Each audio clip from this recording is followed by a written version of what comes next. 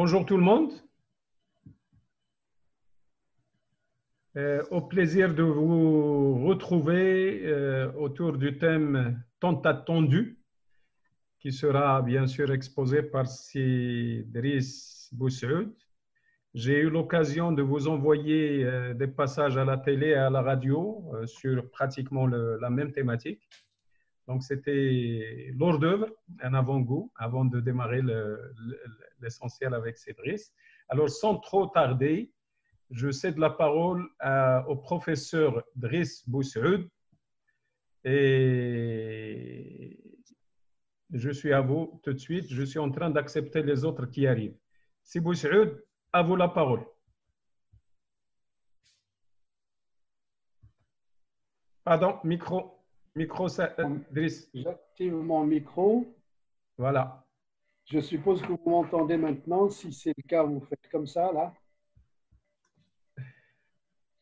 Tout va bien, là.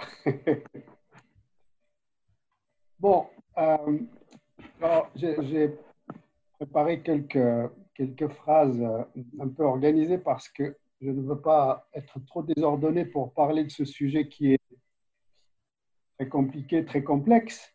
Mais on parle parce qu'il y a récemment une télévision qui s'est adressée à moi pour me demander qu'est-ce que je pensais que le confinement avait comme effet sur le fonctionnement de notre cerveau. Donc, Driss, excuse-moi, est-ce que tu peux mettre le plein écran chez toi parce que je n'arrive pas à le mettre à mon niveau? le plein écran. Oui. Affichage, intervenant, tout en haut. Affichage, intervenant. Comme ça.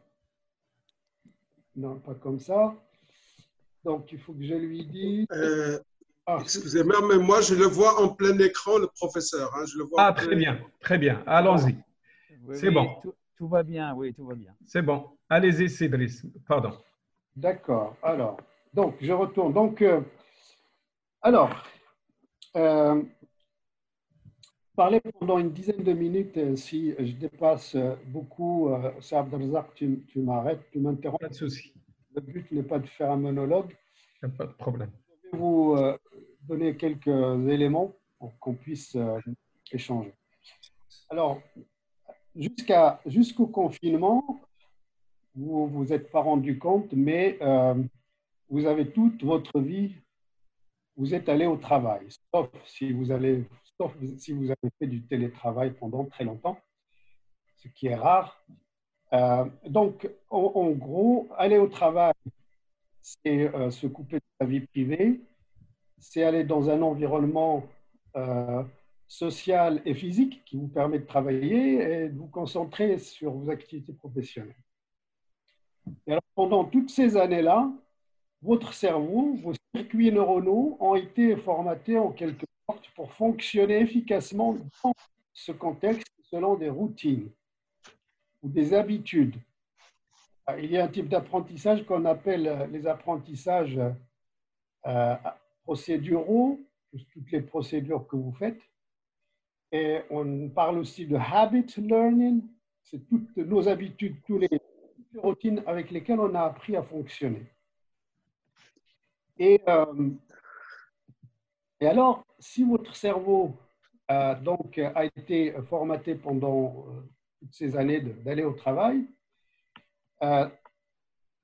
les circuits neuronaux qui vous permettent de fonctionner sont fortement consolidés, sont un petit peu rigides quand même, parce qu'avec toutes ces années d'entraînement et de fonctionnement dans ces mêmes conditions, ça peut être un peu rigide. Et donc, puis brutalement, le confinement nous impose de rester chez nous. Et du coup, toutes nos activités professionnelles et nos activités privées se recouvrent à la fois dans le temps et dans l'espace. Donc, avec ça, on peut s'attendre, en toute logique, que notre cerveau soit un peu en difficulté de se réorganiser après s'être habitué à fonctionner sur le schéma aller au travail. Et il faut ajouter à ça le stress que ça génère. L'anxiété, parce qu'on voit défiler des chiffres qui nous disent l'expansion de l'épidémie, ce qui se passe, le nombre de morts. Donc, stress et anxiété nous empêchent de fonctionner de manière optimale. D'ailleurs, certains n'y arrivent pas, tout le monde n'y arrive pas, puisqu'il y a pas mal de désordres psychiatriques qui se sont révélés pendant cette période. Il y a des problèmes du genre violence conjugale, je ne sais pas au Maroc, mais en France, ailleurs. En France, première semaine, deuxième semaine du confinement, les violences conjugales ont augmenté de 36%. C'est ce qui est énorme. Donc, on n'y arrive pas facilement. Et alors pourquoi? Parce qu'il va falloir reconfigurer nos circuits neuronaux. Il va falloir les reconfigurer sur de nouvelles bases. Et je vais prendre une métaphore. Vous avez une vieille machine, une machine qui fonctionnait sur Windows, et puis vous avez voulu installer Linux. Donc, vous reformatez la machine et vous installez. Alors, vous allez avoir des logiciels qui sont peut-être des logiciels qui vont faire les mêmes tâches, les mêmes choses, mais dans un environnement nouveau. Et ça prend du temps. Évidemment, ce n'est pas aussi facile que de formater une machine. Alors, comment le cerveau fait pour se reformater? Le cerveau est un organe plastique. On parle de système dynamique qui est cher à Hassan Lamri quand il parle mathématiquement des fonctions des systèmes dynamiques. Le cerveau a ce qu'on appelle la plasticité neuronale. C'est ce qui permet aux neurones de modifier leur fonctionnement individuel et leurs interactions les uns avec les autres pour nous permettre d'apprendre, pour nous permettre de nous adapter aux changements. Et il va poser, le confinement va agir sur 3 facteurs. Il va poser problème sur 3 niveaux. Le premier, c'est le multitâche. Je ne sais pas si vous vous êtes rendu compte, mais vous faites beaucoup de tâches en même temps ou en parallèle, l'une après l'autre. Pendant que vous êtes en train de faire une, vous êtes en train de penser à la suivante. Je ne sais pas combien de visioconférences vous faites dans la journée. Vous faites peut-être à manger.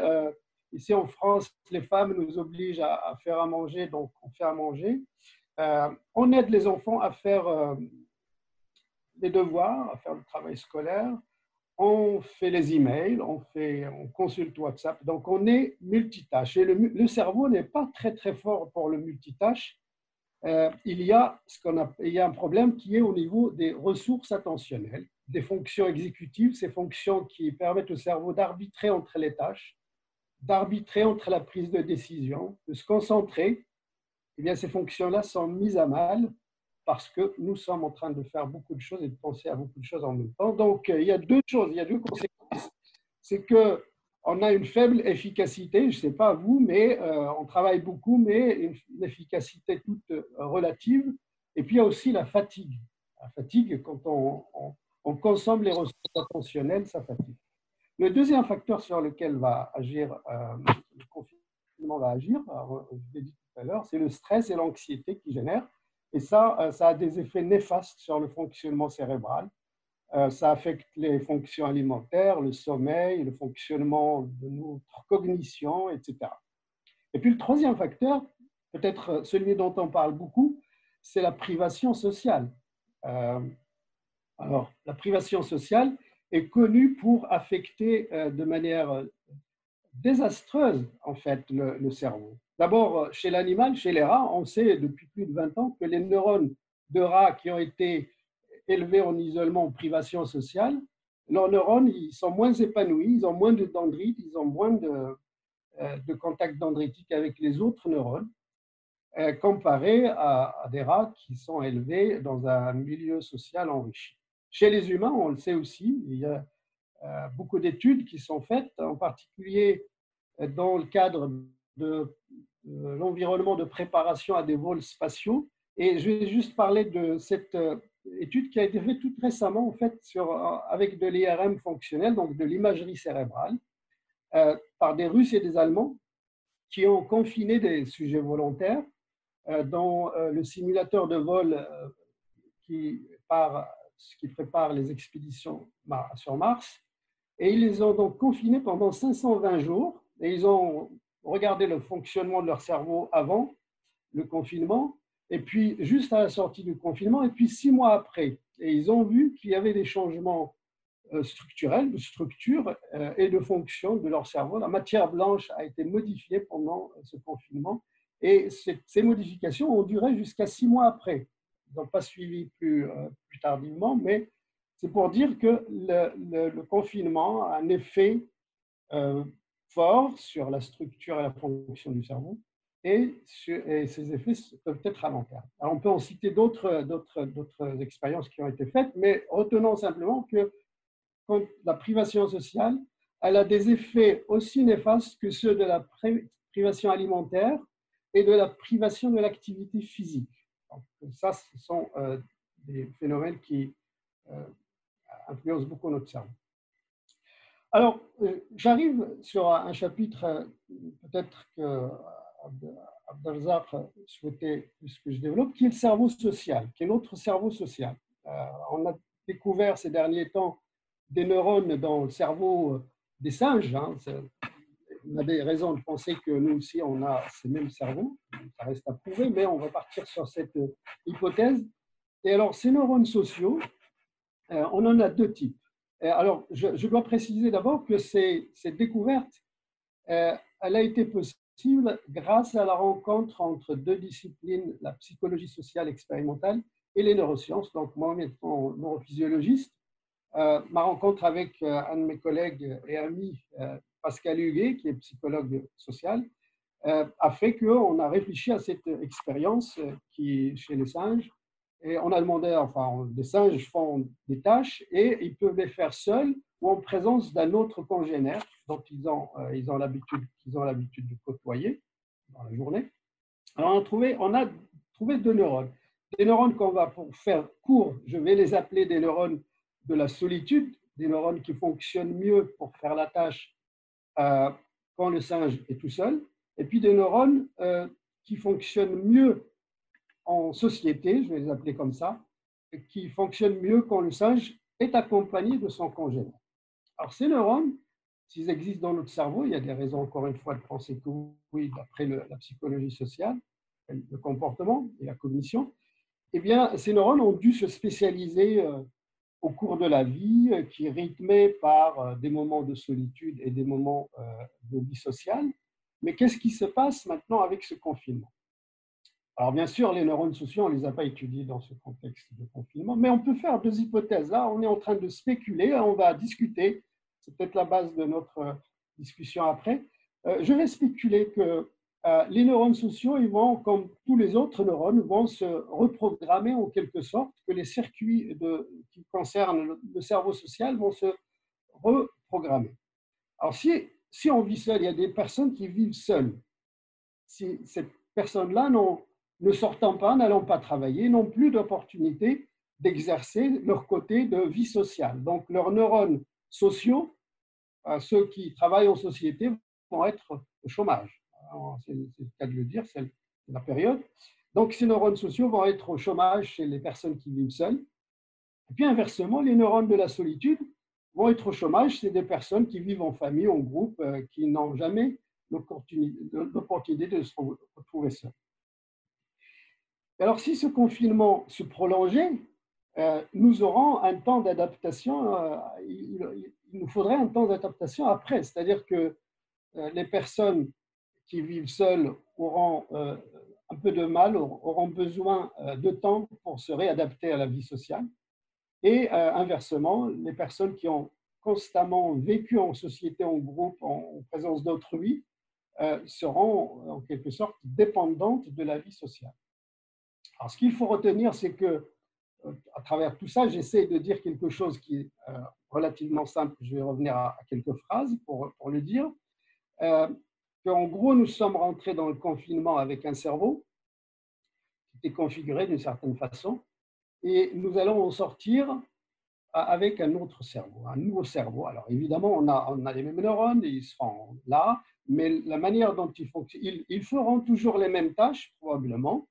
Ils nous permettront de faire nos emails dans nos bureaux, de faire les tâches qu'on fait d'habitude, mais ils ont pris l'habitude pendant le confinement de le faire d'une certaine manière, d'une autre façon, au niveau des réseaux neuronaux de notre cerveau. Et qu'il va falloir, si ça durait, le confinement se prolongeait, eh bien, plus ça dure, plus il nous faudra du temps pour se réadapter de nouveau, à plonger dans le travail et à travailler aussi efficacement qu'on était avant.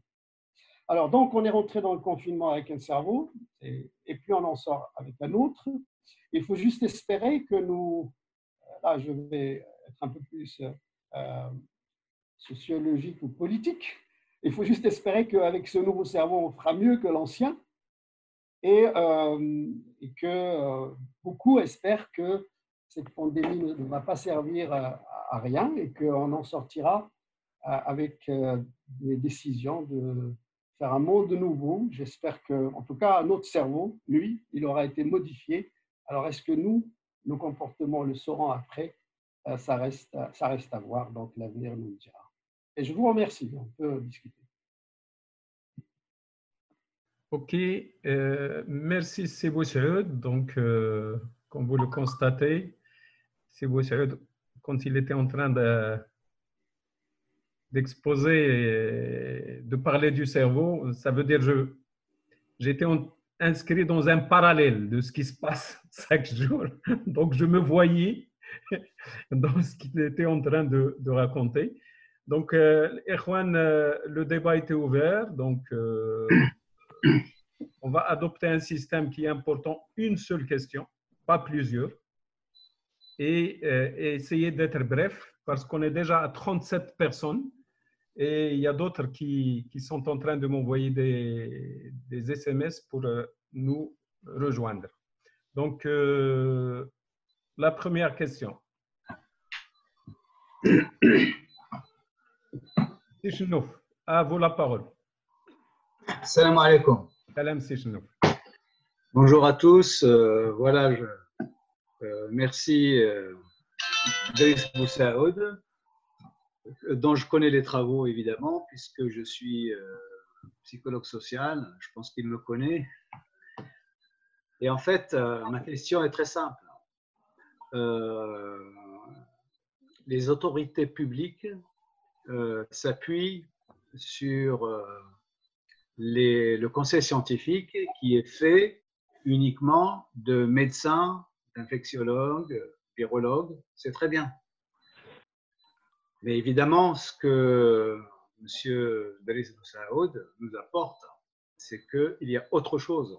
C'est que le confinement, c'est bien, ça permet de limiter la circulation du virus. Encore, on peut en discuter. Mais en réalité, on n'a jamais posé la question sur les conséquences du confinement. Et je pense que c'est très très bien de poser cette question-là. En Allemagne, il y a deux conseils scientifiques. Il y a un conseil scientifique fait de médecins, d'infectiologues, virologues. De l'autre côté, ils ont un conseil scientifique avec des psychologues, des psychiatres, des anthropologues, des sociologues pour étudier les conséquences justement sur le comportement humain. Et la question que j'adresse à M. Driss Boussaoud, et je pense qu'il sera d'accord avec moi, c'est que pourquoi en France, au Maroc, je ne sais pas comment ça fonctionne, mais en tout cas en France, ça me paraît pas absurde, mais ça me paraît un petit peu curieux de ne pas prendre connaissance des travaux des neuroscientifiques comme M. Boussaoud, des travaux des psychologues, des psychiatres, pour mesurer le bénéfice-risque. C'est très bien d'écouter les médecins, mais il faut aussi écouter ceux qui ne sont pas médecins, mais qui vont travailler sur les conséquences comportementales, qu'on vient de l'exposer en partie M. Boussaoud, comme l'ont exposé des psychiatres allemands, des psychologues et des psychiatres allemands et français. Et donc, en fait, la question est simple. Quel est le bénéfice-risque entre le confinement? Le confinement, c'est bien, mais est-ce qu'on a mesuré les conséquences psychologiques, comportementales, cérébrales sur la population? Donc finalement, est-ce que les autorités publiques n'ont pas finalement tort de ne pas écouter d'autres chercheurs que les simples médecins infectiologues? Voilà la question à M. Moussaoud. Pardon. Je réponds là, Abdelrazak. Je réponds tout de suite. Ahmed Chenouf, c'est un plaisir de t'avoir avec nous aujourd'hui. On t'attendait avec intérêt. Et évidemment, non, ils ont tort, absolument. Ils ont tort, d'autant plus qu'une revue est sortie dans le Lancet, là, il y a un mois. Elle est sortie au début du confinement et elle a regardé la littérature sur les effets du confinement sur les gens d'un point de vue psychologique, psychiatrique, etc. Et alors, cette revue, elle conclut avec des recommandations aux autorités, aux États, en leur disant, d'abord, elle a fait le bilan, elle a trouvé que le stress, l'anxiété et toutes les dépressions que le confinement génère, donc c'est un fait, donc le confinement génère ces phénomènes-là, et qu'ils étaient d'autant plus importants, donc il y a plus de stress, plus d'effets néfastes du confinement, quand ce confinement est vécu par le confiné comme une atteinte à sa liberté de circuler. Et donc, la recommandation principale de cette revue, c'est, s'il vous plaît, calculez, évidemment, le confiné, c'est dans un but sanitaire, donc il y a une logique, mais il faut calculer… Le micro, Cédric, le micro. Vous ne m'entendez pas? Ça ne marche pas? C'est bon d'abord. Ah. Donc, il faut calculer le coût-bénéfice sur quels sont les effets néfastes. Tu ne m'entends pas, Abdelrazak? Là, c'est bon, c'est bon. Quels sont les effets néfastes du confinement sur d'autres aspects qui vont coûter cher aux dépenses publiques? Parce que si tu confines, tu réduis la propagation du virus et tu fais 50% de déprimés dans la population et qu'il faut les soigner, évidemment, c'est un mauvais calcul. Donc, il faut prendre ça en compte et faire en sorte d'encourager. Donc, elle recommande aux États de faire vivre le confinement comme quelque chose de volontaire, d'altruiste, que je fais ça pour que je ne propage pas le virus dans l'intérêt des autres, etc. Et qu'il soit vécu sur plus ou moins comme quelque chose qu'on fait volontairement et pas comme quelque chose qu'on est obligé de faire, comme c'est le cas en France et ailleurs. Donc ça, c'est… oui, tu as absolument raison. Et ils ne les ont écoutés ni avant, ni après. Donc ça, c'est quelque chose qui manque. Très bien. Est-ce qu'il y a quelqu'un qui voudrait poser une question?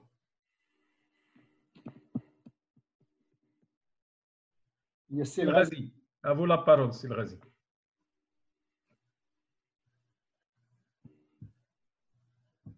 Allez-y, Silrazi. Après Silrazi, c'est Aboubi. Merci beaucoup, Cédric. Je vais sortir un petit peu du sujet du confinement et je profite de votre présence en tant qu'enseignant et qui essaye d'optimiser un petit peu l'apprentissage de mes élèves. Donc, je vais passer à la lecture, si vous le permettez. Alors, à la naissance, le bébé a déjà des circuits dédiés au langage parlé. La lecture, elle, n'a rien de spontané. C'est un processus qu'il faut construire et le cerveau est appelé à modifier ces structures déjà existantes pour instaurer les nouvelles structures de la lecture. Ma question, c'est que l'homme a créé en fait l'écriture et donc la lecture depuis, je dirais, 30-35 siècles. Alors, c'est une période relativement longue par rapport au confinement. Et donc, suffisante pour faire naître en fait au sein du cerveau des penchants ou des tendances pour donner des indices des modifications au sein du cerveau. C'est-à-dire une certaine évolution. Est-ce que dans les travaux que vous faites, vous avez senti des traces de ce genre? Merci beaucoup. Merci, Silrazi. Alors, non, la lecture et l'écriture, ce n'est pas comme marcher et parler. C'est-à-dire que marcher et parler, c'est inscrit dans le patrimoine génétique avec le temps et que notre cerveau est précablé, construit pour marcher, pour parler, mais pas pour lire et écrire. Ça fait partie c'est comme pour apprendre à conduire le vélo, à faire toutes les procédures que nous faisons. Donc, c'est l'apprentissage qui faut apprendre comme vous l'avez dit, notre cerveau doit configurer les circuits de manière à ce que les aires visuelles, les aires du langage et les aires auditives et les aires des différents circuits communiquent entre eux pour que je puisse reconnaître la lettre A quand je la vois, donc visuelle versus la forme, etc., de manière à relier les circuits qui permettent au cerveau de lire et d'écrire. Donc, je ne sais pas si j'ai répondu à votre question. Par contre, pour peut-être donner un embryon de quelque chose, il y a une étude qui a été faite à Marseille sur des babouins, une étude qui a testé des babouins avec des patterns visuels dans lesquels il y a des mots, donc une séquence visuelle qui pour les humains c'est un mot, mais que pour un animal ça ne devrait pas l'être, c'est un pattern visuel comme ça peut être autre chose. Son cerveau, s'il n'a pas appris à lire, normalement le mot, je ne sais pas, n'importe quelle succession de lettres, pour un animal, ça ne veut rien dire. Et ils ont trouvé que dans leur comportement, les patterns de lettres qui étaient des mots étaient reconnus de manière spécifique et préférentielle par rapport à des patterns de non-mots, de quelque chose de juste pattern visuel, ce qui suggérait qu'il y avait quelque chose de très ancien dont le cerveau des primates a privilégié un certain pattern visuel et que par conséquent, peut-être si on a écrit les mots d'une certaine façon, c'est parce que notre cerveau était déjà primitivement un peu prédestiné à faire ça. Donc, chez les babouins et chez les espèces animales, chez les primates anciens. Donc, c'est la seule chose qui va dans le sens de ce que vous étiez en train de dire, à savoir est-ce qu'il y a une trace ancienne, mais chez l'homme, personne n'a encore écrit ni lu sans avoir appris. C'est ça le constat. Très bien. C'est Ahmed Yacoubi. C'est Yacoubi de Taza. C'est Ahmed Yacoubi, vous êtes là? Allez-y. Allô? Oui, vous m'entendez bien? Très bien. Oui. Très bien, voilà. Alors, je profite de l'occasion pour remercier notre professeur, notre spécialiste du cerveau. Sont fiers de nos Marocains, là où ils vont, ils honorent le pays. Ça, c'est à confirmer. Alors, je profite également de l'occasion pour lier l'utile à l'agréable.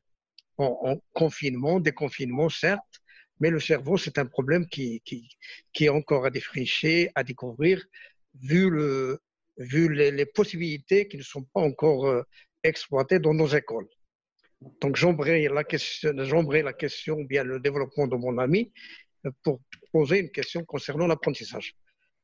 Pourquoi est-ce que on continue à utiliser ou bien faire usage des approches traditionnelles, classiques, sans pour autant donner de l'importance aux soft skills? Est-ce que c'est un problème de formation d'enseignants ou bien c'est un problème de mentalité d'enseignants qui refusent d'innover, c'est-à-dire qui n'acceptent pas de remettre en question leur agir professionnel? Merci, professeur. Merci, Ahmed. C'est une question qui dépasse les neurosciences et le cerveau. Bon, d'abord parce que par nature, on est résistant au changement. C'est-à-dire le changement, il faut qu'il soit nécessaire et pertinent et qu'il s'impose pour qu'on l'adopte. Et puis, si vous êtes une génération formée à des méthodes d'enseignement, vous êtes vous-même formaté à ça et vous avez aussi une culture. C'est-à-dire, il faut acquérir, il faut s'approprier une nouvelle culture qui est cette nouvelle culture d'enseigner autrement. Et ça prend du temps. Il faut une génération peut-être pour que l'ancienne génération qui a appris, qui a fait les choses d'une certaine façon, passe le relais à une génération qui va les faire un peu différemment, etc. Donc, ça fait partie des évolutions qui se font doucement. Ça ne peut pas se faire du jour au lendemain. D'abord parce qu'il faut aussi que ces nouvelles méthodes fassent leurs preuves. On n'abandonne pas les anciennes avant qu'on ait prouvé effectivement que tout peut être fait par les soft skills. À mon avis, je pense que plutôt que de penser en termes de remplacement, il faut additionner. C'est probablement là où se pose le problème, c'est-à-dire qu'on ne veut pas jeter les choses qui ont marché pendant longtemps, on veut ajouter ou substituer une partie de nouvelles choses à une partie des anciennes. Donc voilà, j'ai répondu un peu dans le désordre, mais… Très bien. C'est Labari de Tiznit. Oui, effectivement. Merci pour votre propos tout à fait intéressant et qui ne peut que nous intéresser effectivement en tant que sociologue. Moi, j'ai retenu plutôt votre dernière phrase. On rentre dans le confinement avec un cerveau, on en sort avec un autre. Et il me semble que c'est inhérente à toute expérience concentrationnaire et plus largement des expériences comme on a connu en France d'ailleurs à travers le cas, je ne sais pas si vous vous rappelez, de Khalid Kelkal, la case présent. Effectivement, on n'en sort jamais indemne, tout bonnement parce que le corps, effectivement, comme l'a très bien montré Michel Foucault dans Servir et punir, le corps est à l'épreuve, mais le cerveau aussi est à l'épreuve. C'est la raison pour laquelle, à l'évidence, le cerveau retient des expériences qui ne rentrent pas dans la normalité. Et je pense aujourd'hui, extensivement, on peut voir le nombre, vous l'avez souligné aussi dans votre propos liminaire, le nombre de la violence faite aux femmes ou la violence domestique en général hommes-femmes. Il y a aussi un taux de suicide. Je viens d'avoir quelqu'un au téléphone là qui m'annonce qu'au Maroc, ça a explosé le taux de suicide. Et également le taux de dépression. Et je pense effectivement, simplement la seule différence, et là je parle sous votre contrôle et je vais vous demander de rectifier si besoin, que l'expérience concentrationnaire ou l'expérience carcérale, ce n'est pas l'individu qui les choisit. Alors que le confinement, il lui a été imposé. C'est une prise de pouvoir sur le corps et sur le cerveau par l'État qui détient, comme on dit en sociologie, le monopole de la violence légitime, comme disait Max Weber. Et là, en l'occurrence, le confinement, alors ça dépend aussi, il y a des inégalités extrêmes. Hein. Moi, je suis en confinement du côté de Tiznit El-Medr, exactement, et j'ai des kilomètres là à parcourir, il n'y a aucun problème. Et mon cerveau ne peut que comme il se doit, d'une certaine manière, alors que effectivement les gens qui vivent dans une minuscule chambre, dans un gourbi, comme on dit, effectivement, ils ont tout à craindre que le cerveau lâche ou que le cerveau soit défaillant.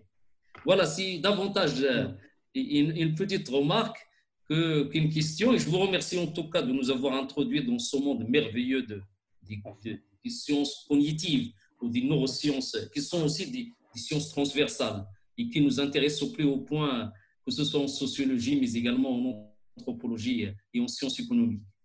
Merci à vous. Merci, Ibrahim. Merci beaucoup. À vous la parole, Bon, moi, je pense que c'est pas vraiment, c'est un commentaire et j'ajouterais juste, donc, vous l'avez dit, hein, c'est-à-dire le confinement, évidemment, ça dépend dans quelles conditions on est confiné, chacun dans des conditions différentes. Il y a des endroits où les gens souffrent beaucoup parce que, effectivement, les conditions sont très, très contraignantes. Et comme vous l'avez dit, et je l'ai dit tout à l'heure, c'est la revue dont j'ai parlé tout à l'heure, je la mettrai à votre disposition hein, si ça vous intéresse de la lire, c'est parce qu'elle a fait une revue de la littérature sur ce problème de l'effet du confinement. Et donc, plus le confinement est vécu comme une restriction autoritaire de notre liberté, plus il va avoir ces effets-là. Les suicides et tout ça, tous ces phénomènes-là s'aggravent dans un confinement qui est vécu comme une atteinte à la liberté de bouger, comme si on vous a mis injustement en prison, on vous a confiné, etc. Donc, d'où la nécessité que, dans le meilleur des mondes, il faut que le confinement soit quelque chose de consensuel, de volontaire, et faire comprendre aux gens que vraiment c'est important, c'est dans notre intérêt de tous, et il faut le faire, et que les gens, ceux qui le font, ils vont le faire, ceux qui ne le font pas, bon, on va les aider à comprendre, etc. Mais dans beaucoup de pays, malheureusement, ce n'est pas comme ça. Bien. Je donne la parole à Jamal Abdallah Merirt. Bonjour à toutes et à tous. Merci à M. Boussaoud. Et je dis bravo à nos chercheurs de l'Université de Marseille, que j'ai eu l'occasion de visiter en 2006 avec mon beau-frère. Il est dans le système de laboratoire du système d'information, les 2010. D'accord. Mustafa Ouladssine. Ah ben, il faut que Mustafa Ouladssine. On le rencontre. Ouais. Ma question, M. Boussaoud, c'est on a vécu au début du confinement une anxiété, une peur. Personnellement, je m'attendais à une pénurie des aliments. Donc, on a vécu une anxiété très forte, une peur aussi. Est-ce que cette anxiété ou bien cette peur va avoir un impact sur le fonctionnement des glandes endocriniennes chez nous? C'est-à-dire une perturbation physiologique de notre corps. C'est-à-dire après le confinement, est-ce qu'on aurait dû avoir à faire un bilan général de notre corps? Et merci. Merci, Abdallah. Oui, c'est effectivement la première des choses sur lesquelles on s'inquiète quand on est confiné comme ça, quand on a la nouvelle, c'est est-ce qu'on va avoir à manger.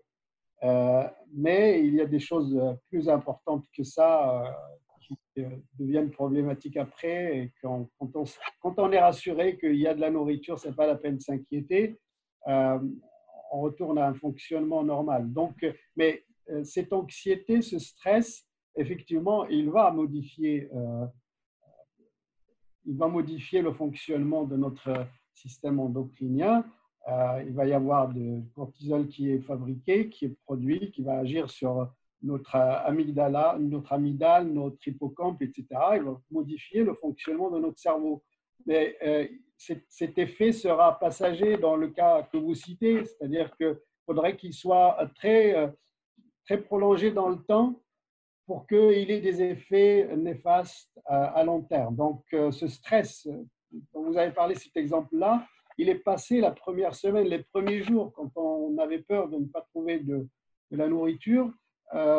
Tout de suite, on s'est rendu compte que ce n'était pas le problème et on est rentré dans une autre problématique qui est qu'on surveille les morts, on a peur, etc. Et c'est cette angoisse-là et ce stress qui est généré par le climat général. On regarde la pandémie, son expansion, le fait qu'il n'y a pas de remède, et toutes ces informations-là nous affectent, tout en continuant à essayer de fonctionner à peu près normalement. Je pense que partout, il y a cette idée de continuité pédagogique qui en fait, bon, un leurre. On essaie de faire ce qu'on peut, mais ça ne peut pas être une continuité, c'est pas possible. C'est-à-dire qu'on ne chamboule pas tout un système tout en continuant à vivre comme si de rien n'était. On a essayé de survivre, on a survécu tant bien que mal, certains mieux que d'autres. Et puis là, on est en train de regarder la sortie du tunnel avec impatience. Et l'espoir fait vivre, donc on est sur la pente qui monte, donc de ce point de vue-là. Merci. Bon, je vais me donner la parole, si vous le permettez, et je la donne à Saad Elmoum juste après. Donc, Sidris, moi, ce qui m'a interpellé durant le confinement, c'est beaucoup plus l'effet des médias. L'effet des médias c'est l'overdose d'informations entre les informations qui sont les fake news et les informations qui sont justes. Quel serait l'impact justement de la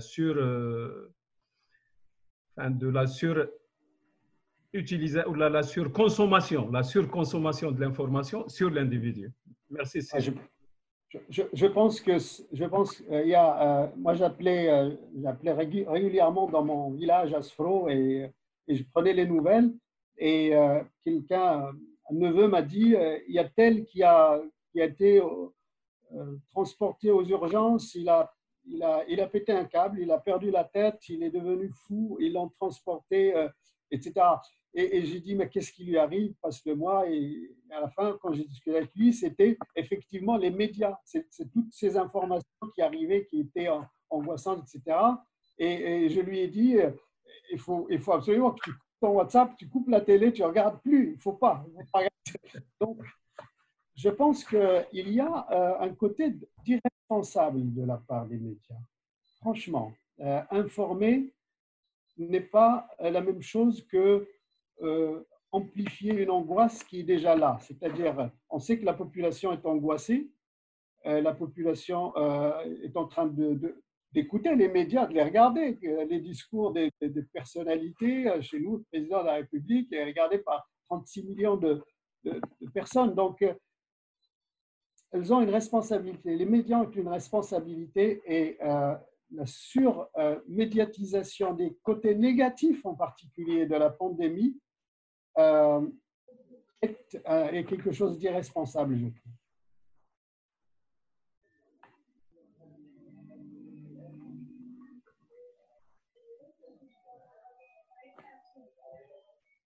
Abdelrazak,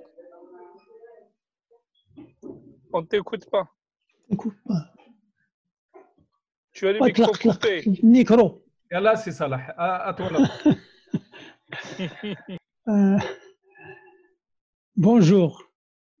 Merci bien, c'est Boussaoud pour cet exposé qui est succinct, mais net et précis. J'ai deux petits soucis. Le premier, c'est un éclaircissement sur le confinement. En fait, au Maroc, je ne sais pas ce qui se passe en France, mais au Maroc, en fait, je ne crois pas que ce soit un confinement qui soit, je vais dire, imposé en totalité. Puisque dans chaque foyer, il y a au moins une à deux personnes qui a une attestation, elle peut sortir faire ses courses, et donc elle se charge un petit peu de ce qui se passe à la maison. Bien sûr, la remarque que j'ai faite, c'est qu'il y a deux catégories de foyers, et ceux qui sont, je vais dire, où les parents sont soit intellectuels, soit bien formés, ou en tout cas, ce n'est pas des analphabètes, ils arrivent à comprendre et à mesurer le risque. Et du coup, ils acceptent beaucoup plus simplement le confinement. Par contre, c'est les autres les personnes qui n'ont pas eu la chance de se former, qui sont analphabètes et qui n'ont pas peut-être de ressources pour pouvoir supporter ce confinement, qui sont obligés de sortir et de faire fi de toutes les recommandations sécuritaires. Et donc, du coup, moi, quand je fais le tour ici, chez moi, le tour de Hisselem, je trouve effectivement qu'il y a des zones, des personnes qui arrivent de loin, d'autres quartiers, avec des charrettes, mais qui n'ont même pas de bavette ni de masque. Et donc, du coup, c'est des gens, je vais dire, où il y a des problèmes, qui posent problème, pas pour nous, mais pour eux aussi. Donc, c'est là où il y a le risque. Et donc, en termes de confinement, c'est là où peut-être les autorités doivent, je vais dire, sévir, excusez le terme, pour essayer de ramener ces gens à la raison et leur dire qu'ils portent préjudice à eux et aux autres, à leurs congénères. Ceci pour parler un petit peu du confinement. Pour revenir aux neurones, comme je suis informaticien, plus qualiticien, etc., j'ai eu la possibilité d'entendre aussi des réseaux de neurones en statistique. Et donc, je me suis dit, finalement, ces neurones, où se trouvent les synapses dans tout ça? Où est-ce qu'elles se trouvent? Ces télomères dont on parle pour les personnes âgées. Est-ce que finalement, avec ce confinement, on va avoir des problèmes à ce niveau-là? On va avoir des difficultés à surmonter en tant que personne âgée, justement, et pas de jeunes. On a la possibilité de remplacer ces neurones ou ces télomères, de pouvoir en profiter. Donc, ma question, elle est de niveau. Un éclaircissement pour le confinement et une question à ce niveau-là. Comment se déroule tout ça entre synapses et neurones? Et puis, merci et bonne continuation. On ne sait pas. Bon, en France, le confinement a été très autoritaire. Il y a une amende si vous sortez avec... Mais ici aussi, on sort pour faire les courses, mais il faut avoir une bonne raison pour sortir. Sinon, vous payez une amende de 135 €. Si c'est la deuxième fois, ça monte à 200, ça peut aller à 400, etc. Donc, non, c'est quelque chose.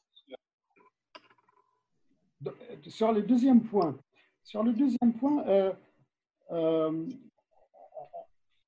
c'est très compliqué. Hein. On est en train de parler de quelque chose qui va affecter le cerveau en entier, et pas seulement le cerveau. C'est-à-dire, je suis du genre de neuroscientifique à ne pas oublier que le cerveau n'est pas le chef du corps, n'est pas cette boîte qui commande tout. Le corps est quelque chose, est une entité. Et le cerveau lui-même est sous l'influence des hormones, des choses qui ne sont pas fabriquées dans le cerveau, qui sont fabriquées en dehors de lui et qui vont l'affecter. Sans parler du fait que notre intestin, semble-t-il, contient aussi des neurones, etc. Donc, juste pour remettre ça un petit peu dans sa globalité. Donc, c'est le corps et l'esprit qui sont affectés par le confinement. C'est la totalité qui est soumise à ce choc qui est tout d'un coup, stop, on doit rester à la maison et avec ce paradoxe de continuer à travailler, de continuer à faire comme si de rien n'était. Les changements dans les synapses, donc, ils vont être un peu de partout. Nous sommes en train de parler par exemple, il va y avoir, je refuse le localisationnisme dans le cerveau.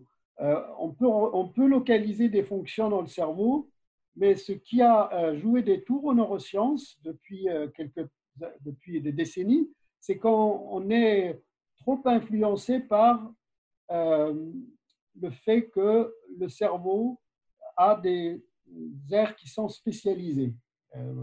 Vous êtes au courant peut-être que maintenant, nous sommes passés dans quelque chose dans des concepts qui considèrent que ce sont des systèmes, des ensembles de neurones qui sont distribués dans plusieurs aires et qui vont prendre part, un peu comme nous, les individus, nous pouvons faire partie de ce réseau de neurones que nous sommes là en train d'interagir entre nous, et puis je suis dans un autre réseau de neurones parce que je vais parler d'autre chose avec eux dans une autre visioconférence, etc. Un peu, les neurones, c'est un petit peu comme ça, c'est-à-dire ils ils sont connectés à beaucoup de régions, à beaucoup d'aires, à beaucoup d'autres neurones, et ils vont pouvoir contribuer à différentes fonctions selon les moments, selon la nécessité, etc. Donc, les changements synaptiques, il va y en avoir, ils vont être distribués de partout.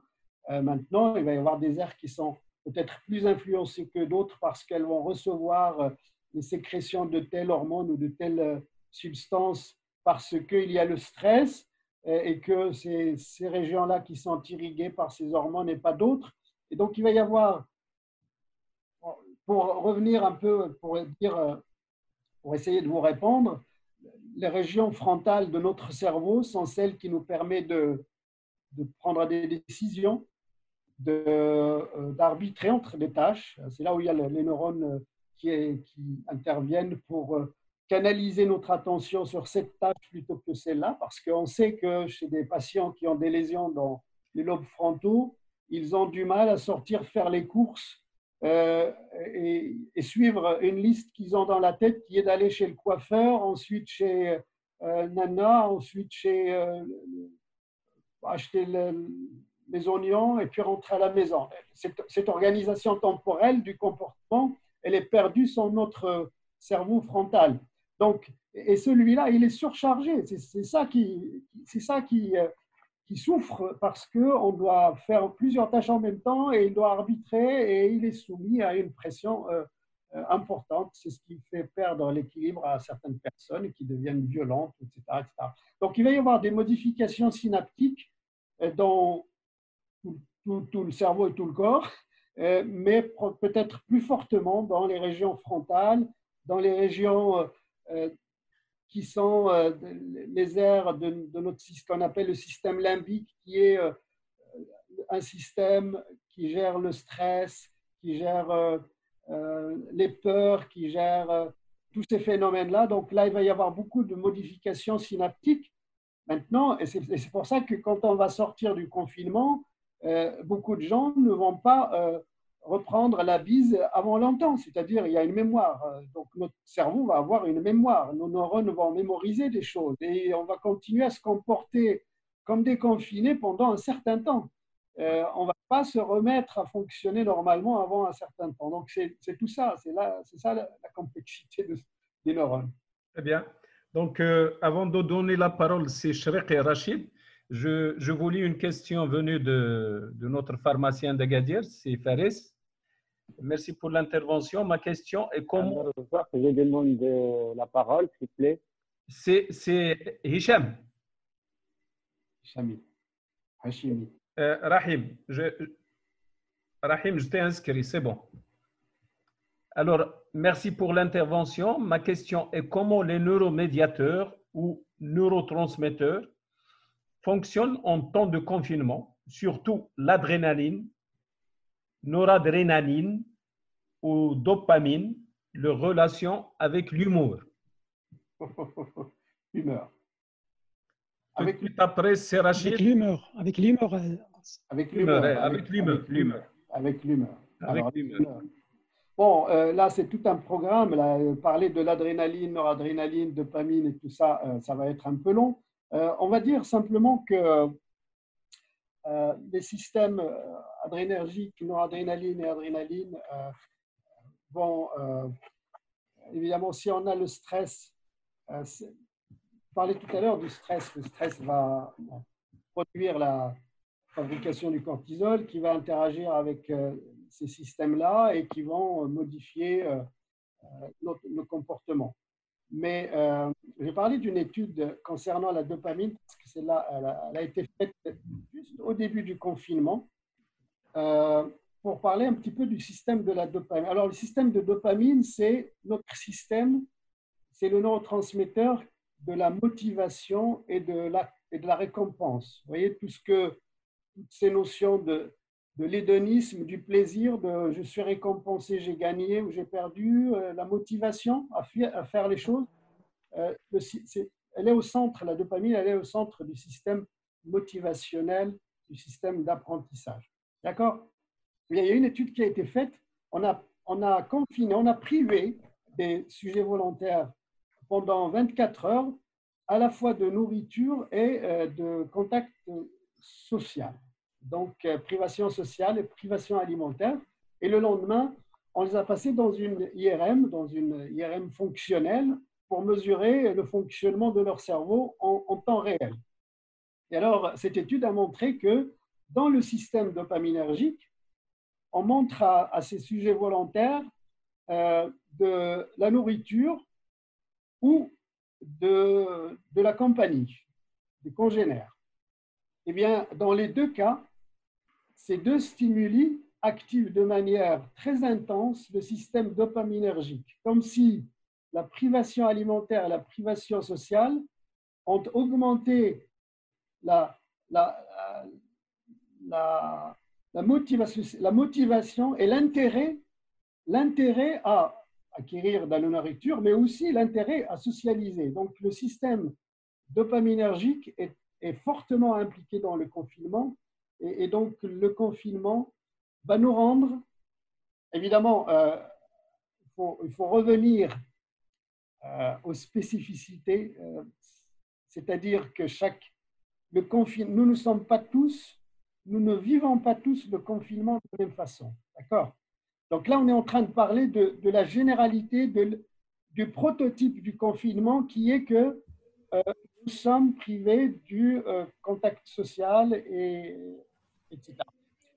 Donc, dans ce cas-là, je suis en quelque sorte, vous vous imaginez dans un film de science-fiction où quelqu'un est coupé du monde et puis tout d'un coup, il voit un être humain.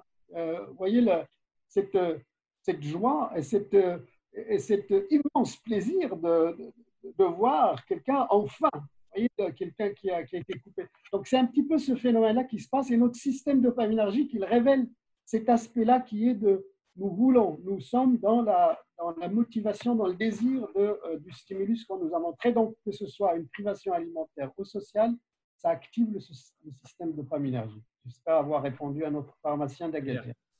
C'est Chariqi de Rabat. Merci, c'est Abdelrazak. Merci, professeur, pour cet exposé très, très intéressant et très riche.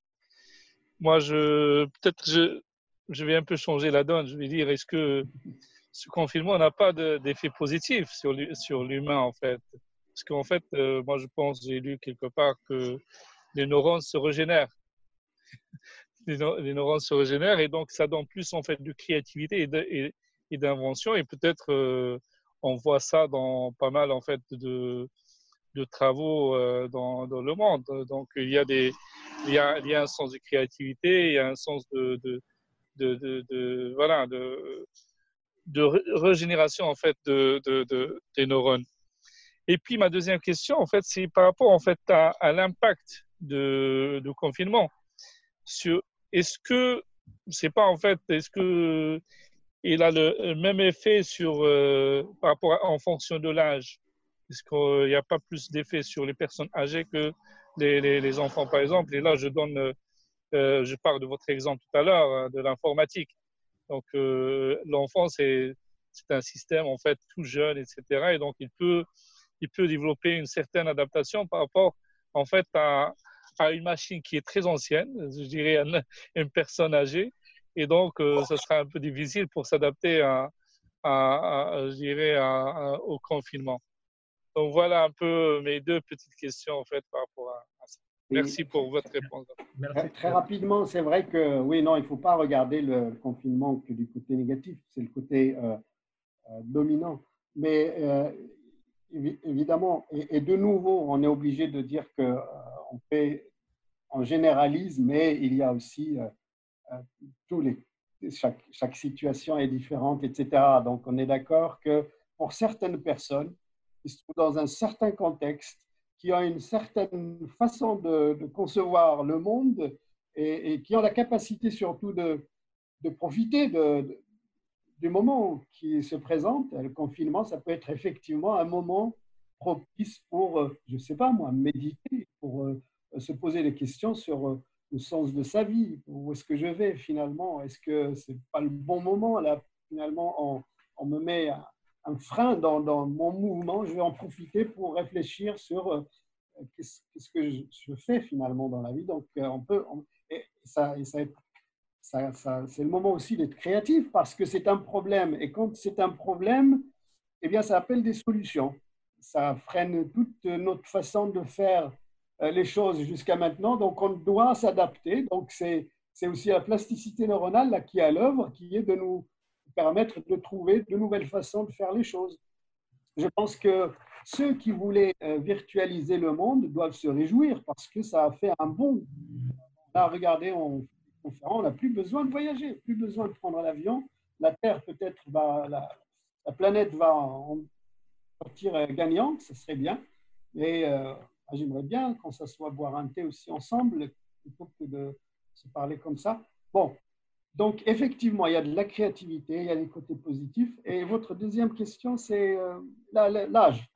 C'est par rapport à l'âge. Oui, voilà. l'âge, oui. Alors, il se trouve que moi, je suis dans un contexte où j'ai une fille de 9 ans et aussi j'ai des voisins âgés. Je pense que les personnes âgées sont très affectées par le confinement parce que elles n'ont pas beaucoup d'activités et donc elles sont plus sensibles à ce stress, à cette angoisse qui est générée par tout ça. C'est-à-dire que sur un plan cognitif, sur un plan de leur histoire, de tout leur passé, elles vivent mal le confinement. Les enfants vivent mal le confinement parce que les enfants, sur le plan physique, ça les touche beaucoup. Il faut se dépenser, il faut courir, il faut aller à l'école. Et puis, ils ne comprennent pas trop, les enfants. Donc, il faut leur expliquer qu'est-ce que ça veut dire, tout ça, pourquoi on ne sort pas, pourquoi on ne va pas à l'école. Et il faut qu'ils le comprennent pour arriver à l'intégrer dans quelque chose de l'ordre de la normalité ou à peu près. Donc, tous les âges sont affectés différemment et il peut y avoir de la créativité, on est d'accord. Très bien. Alors, je donne la parole, c'est Madame Mouna de Meknes, puis c'est Najib, c'est Elhoub, puis c'est Rahim. Je vais vous l'ordre, comme ça on saura quel est le suivant. Et je passerai les deuxièmes questions à Sechnouf. Une fois qu'on aurait terminé les premières, juste après, il y a Sechnouf et c'est Agoubi. Salah. Ghazi. Salah. Alors, je donne la priorité les premières questions. On passe aux deuxièmes questions. Salah. Ghazi. C'est fait. Donc, Mouna, on t'écoute. La Mouna. Oui, vous m'entendez? Oui, allez-y. Alors, bonjour tout le monde et merci, Monsieur Driss pour cette intervention. Donc, ma question, sûrement ce confinement a des effets, côté surtout psychique que physique, bien sûr, pour les gens qui ne bougent pas. Alors, que peut-on faire pour se préparer pour l'après-confinement, surtout au niveau relationnel, surtout pour les gens qui vont reprendre leur travail. Déjà, on constate qu'il y a un peu, les gens sont tendus, il y a beaucoup de changements. Alors, juste ma question, c'est vos conseils concernant les préparations qu'on peut faire à titre personnel, individuel, pour les gens qui sont bien sûr, qui seront à la portée de tout le monde. Et merci. Je ne sais pas si j'ai des recommandations et des conseils à donner. Je ne me permettrai pas d'en donner beaucoup. Je vais juste partager avec vous ma réflexion. On va sortir doucement d'abord. On va sortir sur la pointe des pieds parce que le monde extérieur nous a fait tellement peur. Les médias, comme disait Abdelrazak, nous ont affolés sur tout ça et que ce drôle de monde dans lequel il faut sortir avec un masque, des gants et je ne sais quoi d'autre. Donc, il faut y aller doucement. Moi, personnellement, j'ai profité de ce confinement pour me poser la question de est-ce que, par exemple, notre système de recherche, tel qu'il a fonctionné, d'abord, pourquoi on est arrivé à la pandémie? Ça, c'est la première question. Pourquoi la pandémie a mis sous cloche 4 milliards de personnes sur la planète? Donc, voilà, il faut se poser ces questions-là, à mon avis.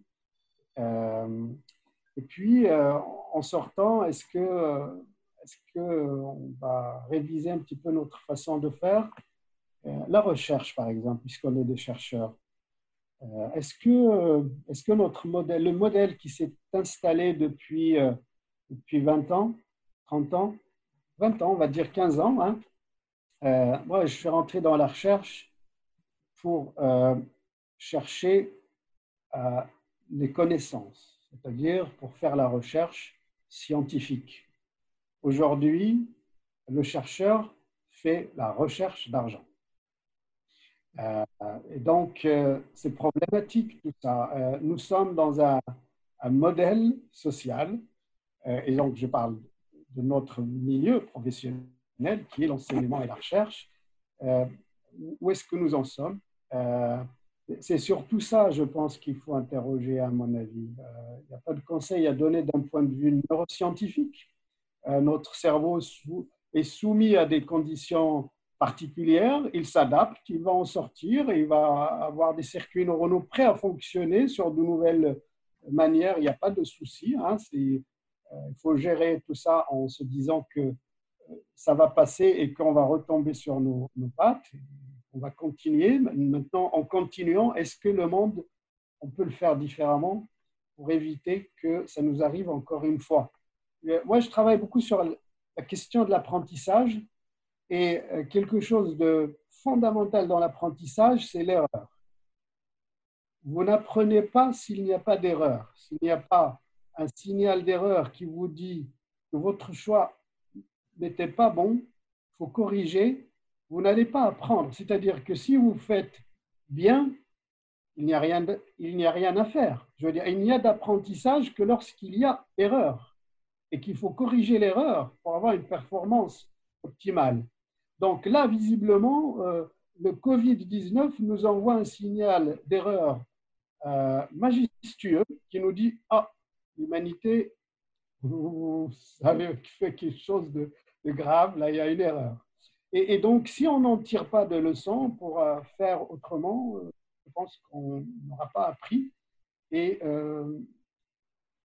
je pense que, voilà, je vous dis ça, mais ce n'est pas du tout un conseil, c'est juste ma réflexion personnelle sur ça. Très bien. Merci, Sidris. C'est Najib Ben Haddou.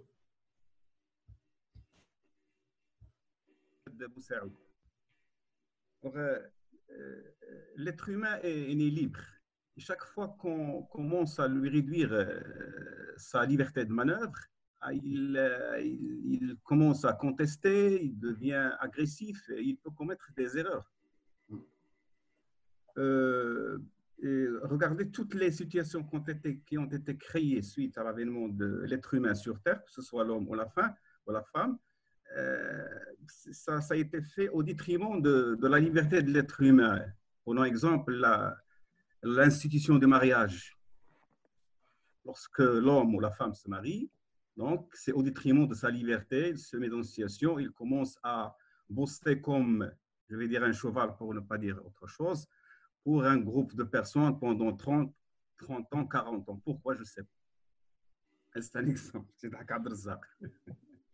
Alors, revenons à notre sujet. Aujourd'hui, la Suède a misé beaucoup plus sur la discipline des Suédois. Donc, il n'a pas exigé le confinement pour tout le monde. Il l'a exigé uniquement pour les personnes âgées et pour une catégorie de personnes dites à risque. Il n'a pas procédé à la fermeture des écoles. Le Premier ministre suédois s'est adressé au peuple, leur disant qu'aujourd'hui, que nous avons tous aujourd'hui une grande responsabilité et que nous devrons tous faire un sacrifice. D'ailleurs, plusieurs personnages de renommée à travers le monde voient aujourd'hui dans le confinement un aveu d'échec. D'ailleurs, le professeur Didier Raoult a dénoncé le choix du confinement en France. Ma question, est-ce qu'on n'a pas, est-ce qu'on n'a pas choisi la solution la plus facile? Parce que dans les pays du tiers-monde, toujours, on va chercher les solutions les plus faciles. Je donne un exemple. C'est Abdelrazak connaît ça. Au moment au Maroc où il y a eu donc, le phénomène de ce qu'on appelle Charab del Malaïb, il y a eu beaucoup de problèmes.